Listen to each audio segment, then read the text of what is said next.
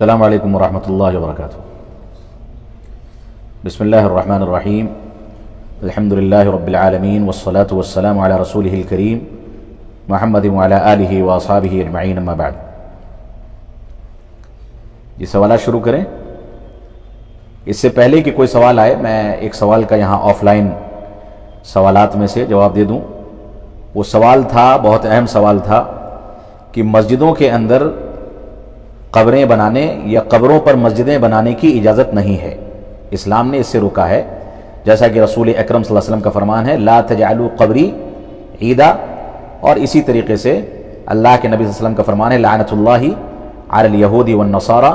اتخذوا قبور انبیائہم مساجد۔ صحیح بخاری کی روایت ہے کہ اللہ کی لعنت ہو یہودیوں پر، نصرانیوں پر، کہ انہوں نے اپنے انبیاء کی قبروں کو سجدہ گاہ بنا لیا یا اس پر نمازیں ادا کرنے لگے۔ تو یہ بنیادی طور سے دلائل ہیں جس کی بنیاد پر علماء اسلام کا اس بات پر اجماع ہے کہ مسجدوں میں قبروں کی اجازت قطعاً نہیں ہے۔ ایسی مسجد جس کے اندر قبر ہو، اس مسجد میں نماز پڑھنا جائز نہیں ہے۔ ہمارے ایک بھائی نے یہ سوال کیا ہے کہ مسجد نبوی میں رسول اکرم صلی اللہ علیہ وسلم کی قبر مبارک موجود ہے،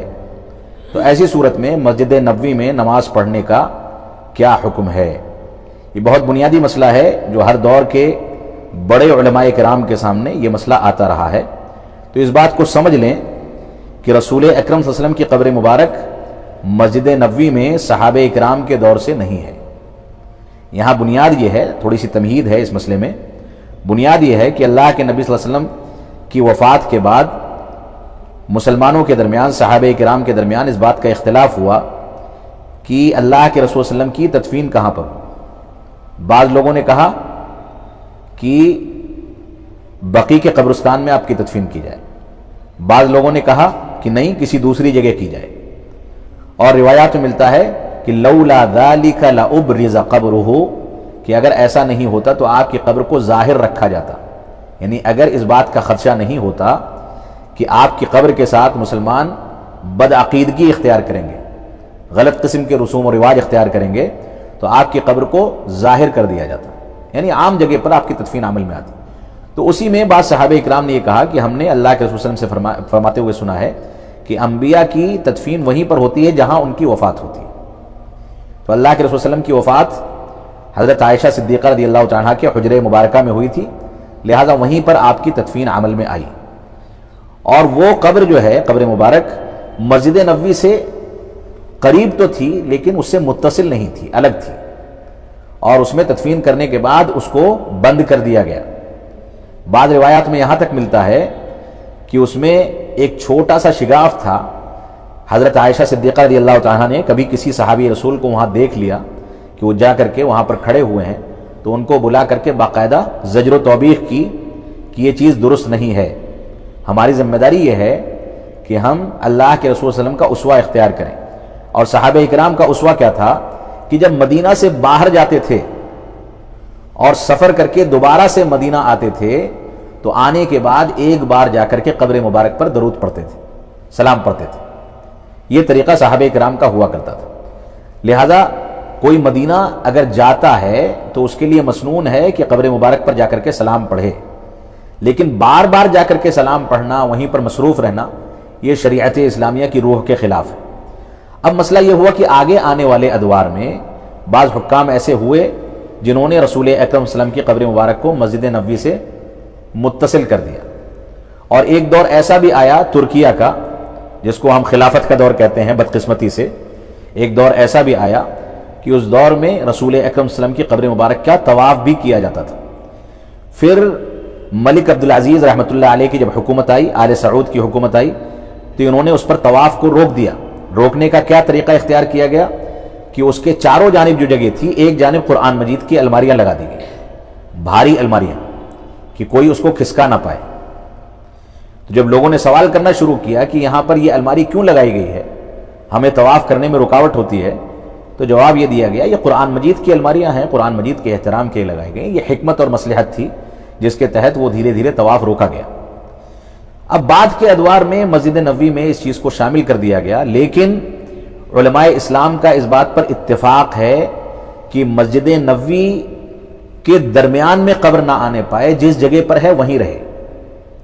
قبر مبارک جس جگہ پر ہے وہیں رہے، اگرچہ یہ متصل ہو چکی ہے۔ اب موجودہ دور فتنوں کا دور ہے، اس دور میں اگر اس کو حکومت الگ کرنا چاہے تو الگ کرنے کی بنیاد پر بوال کھڑا ہوتا ہے، فسادات ہوتے ہیں، مظاہرات ہوتے ہیں، ساری دنیا سے آوازیں اٹھتی ہیں، لہذا یہ تو ممکن نہیں رہا موجودہ حالات میں۔ اس وجہ سے حکومت نے کوشش یہ کی ہے کہ اس کو جہاں پر ہے وہاں باقی رکھا جائے اور درمیان میں نہ آنے دیا جائے۔ جو لوگ وہاں گئے ہیں انہوں نے دیکھا ہوگا کہ رسول اکرم صلی اللہ علیہ وسلم کی قبر مبارک کے آگے جو صحن ہے، اس صحن میں سمجھتا ہوں کہ 1,00,000 لوگوں سے زیادہ نماز پڑھ سکتے ہیں لوگ، اتنا بڑا صحن ہے، لیکن اس صحن میں امام نماز نہیں پڑھاتا، یا اس صحن میں صف بندی نہیں ہوتی۔ کیوں نہیں ہوتی؟ صف امام کو جو ہے پیچھے رکھا گیا، اس وجہ سے نہیں ہوتی کیونکہ اسلاف کے اس قول پر عمل کیا جاتا ہے کہ قبر مبارک کو بیچ میں نہ لیا جائے، یعنی مزید خرابی پیدا نہ کی جائے، اگرچہ ہم مجبوراً اس حد تک برداشت کر رہے ہیں کہ قبر مبارک جو ہے مسجد نبوی کی عمارت میں شامل ہو گئی ہے۔ اب اس کو مزید تقویت دینے کے لیے اس کو درمیان میں لے لیا جائے، اس کے آگے بھی صفیں بنائی جائیں، پیچھے بھی صفیں بنائی جائیں، دائیں بھی بنائی جائیں، بائیں بھی بنائی جائیں، تو یہ غلط ہو جائے گا، مزید خرابی آ جائے گی۔ لہٰذا علماء نے اس کو ہر دور میں ناپسند کیا ہے۔ یہ سوالات ہر دور کے علماء سے کیے گئے، علماء نے ناپسند کیا ہے کہ اس طریقے کی صورتحال اختیار کرنا مسلمانوں کے یا اسلامی تعلیمات کے مزاج کے صریح خلاف ہے، لیکن کیونکہ مسجد نبوی کا معاملہ ہے، ایک نماز کا ثواب 1000 نمازوں کے برابر ہے، اور رسول اکرم صلی اللہ علیہ وسلم کی مسجد ہے مسجد حرام مدینہ منورہ،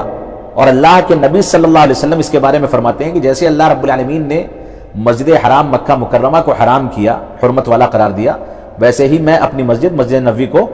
حرمت والا بناتا ہوں۔ تو مسجد نبوی کے اس تقدس کی بنیاد پر کہ اس کے لیے ہمیں رخت سفر باندھنا جائز ہے، رخت سفر باندھنا یعنی عبادت کی نیت سے کہیں کا سفر کرنا، یہ 3 مقامات کے لیے صرف جائز ہے، ایک مسجد حرام مکہ مکرمہ، ایک مسجد نبوی مدینہ منورہ، اور ایک مسجد اقصی فلسطین۔ یہ 3 مقامات ہیں جہاں باقاعدہ ثواب کی نیت سے رخت سفر باندھا جا سکتا ہے۔ تو مسجد نبوی کا رخت سفر باندھنا، عام نمازوں سے زیادہ ثواب ہونا، اور اسی طریقے سے رسول اکرم صلی اللہ علیہ وسلم سے اس مسجد کا وابستہ ہونا، اس کی فضیلتوں کی وجہ سے وہاں نمازوں سے روکا نہیں جاتا، لیکن یہ تصور ہمارے ذہن میں رہنا چاہیے کہ مسجد سے قبر مبارک کا متصل ہونا یہ ناپسندیدہ ہے، شریعت اسلامیہ کی دلائل کی روشنی میں ناپسندیدہ ہے، علماء نے اس کو ناپسند کیا ہے، لیکن ایک مجبوری ہے کہ اس کو ہٹایا نہیں جا سکتا، اس وجہ سے اس کو ویسے ہی چھوڑا گیا۔ اب مزید خرابی پیدا نہ ہو اس وجہ سے اس کو درمیان میں نہیں لیا جاتا، اس کے آگے صف بندی نہیں کی جاتی ہے۔ یہ ایک صورتحال علماء کرام نے بنا رکھی ہے جو مسجد نبوی کے تقدس اور اس کی فضیلت کی بنیاد پر ہے۔ ایک عام مسجد میں اگر اسی طریقے سے قبر متصل ہوگی یا مسجد کے احاطے کے اندر ہوگی تو اس میں نماز نہیں ادا کی جائے گی، کیونکہ وہاں نماز نہ ادا کر کے ہم دوسری مسجد میں جا کر کے بھی نماز ادا کریں تو وہی ثواب ہم کو مل جاتا ہے، اس وجہ سے ایسی مسجد کو نظر انداز کیا جائے گا، وہاں نماز نہیں ادا کی جائے گی۔ لیکن یہی صورتحال اگر کسی ایسی مقدس مسجد میں ہو جائے جو ان 3 مسجدوں میں سے ایک ہے جن کی جانب رخت سفر باندھا جا سکتا ہے، تو ایسی صورت میں ہماری مجبوری ہے، جب تک یہ مجبوری ہے ہم ایسے ہی نماز ادا کرتے رہیں گے، اور اللہ کرے کبھی یہ مجبوری ختم ہو تو ختم ہوگی تو ہو جائے گی۔ یہ صورتحال ہے، میں سمجھتا ہوں کہ واضح ہو گیا ہوگا۔